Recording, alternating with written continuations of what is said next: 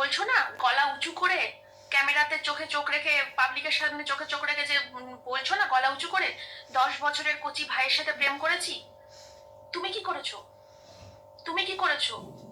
তুমি যাকে ভালোবাসো সে তোমার থেকে 10 বছরের ছোট। কথাটা তুমি মনে রেখো। আজকে বলতে বাধ্য হলাম, আজকে বলতে বাধ্য হলাম সুতপাতি। তুমি নিজের মুখে আমাকে বলেছো যে আমার বরের প্রতি আমার ফিলিংস আসে না, আমি যাকে ভালোবাসি সে আমার থেকে 10 বছরের ছোট। আমাদের শুধুমাত্র এখন ফোনেই কথা হয়। আমাদের কোনোদিন, হ্যাঁ এটাও বলেছো তুমি যে আমাদের সম্পর্কটা এত দূর এগোয়নি যতটা তোর এগিয়েছিল। তুই যতটা এগোতে পেরেছিলি, তোর যতটা সাহস দেখাতে পেরেছিস, ততটা সাহস আমি দেখাতে পারলাম না। সে আমাকে চায় কিন্তু আমি তার কাছে যেতে পারি না। সেও আমার থেকে 10 বছরের ছোট।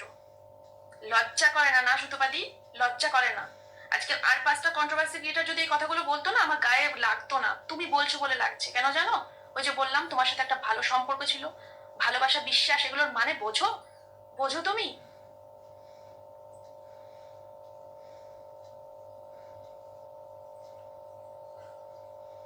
আর আজকের ভিডিওতে তুমি একটা জায়গায় পুরোপুরি পাল্টি খেয়ে গেলে, পুরোপুরি পাল্টি খেয়ে গেলে। কি বললে ভিডিওতে? যে মারিয়ার মা অপারেশন করে বাড়ি আসবে, তারপরে আমাকে কাজ করতে হবে, সেই ভয়ে আমি বাড়ি চলে এসে, সেই ভয়ে আমি ওদের বাড়ি থেকে বেরিয়ে গেছি। তারপরে বললে যে মারিয়ার মা আমার কাছ থেকে 15,000 টাকা ধার নেওয়ার পরে আবার 10,000 টাকা চেয়েছে সংসার খরচের জন্য, সেই ভয়ে আমি চলে গেছি, সেই ভয়ে ওদের বাড়ি থেকে আমি বেরিয়ে গেছি। লজ্জা করছে না তোমার এরকম ভাবে পাল্টি খেতে? মিথ্যে কথাগুলো বলতে লজ্জা করছে না তোমার?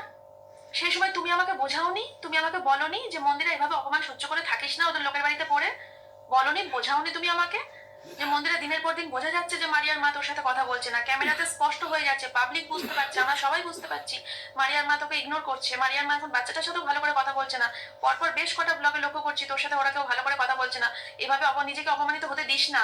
তুই বেরিয়ে আয়, তুই বেরিয়ে আয়, তুই নিজের বাপের বাড়িতে গিয়ে থাক, ওখানে থাকিস না, এভাবে নিজেকে অপমানিত হতে দিস না। তুমি আমাকে দিনের পর দিন বোঝাওনি, বোঝাওনি, এখন পাল্টি খাচ্ছ যে আমি আমি টাকা দিতে হবে বলে আমি ওখান থেকে বেরিয়ে গেছিলাম, কাজ করতে হবে বলে ওখান থেকে বেরিয়ে গেছিলাম।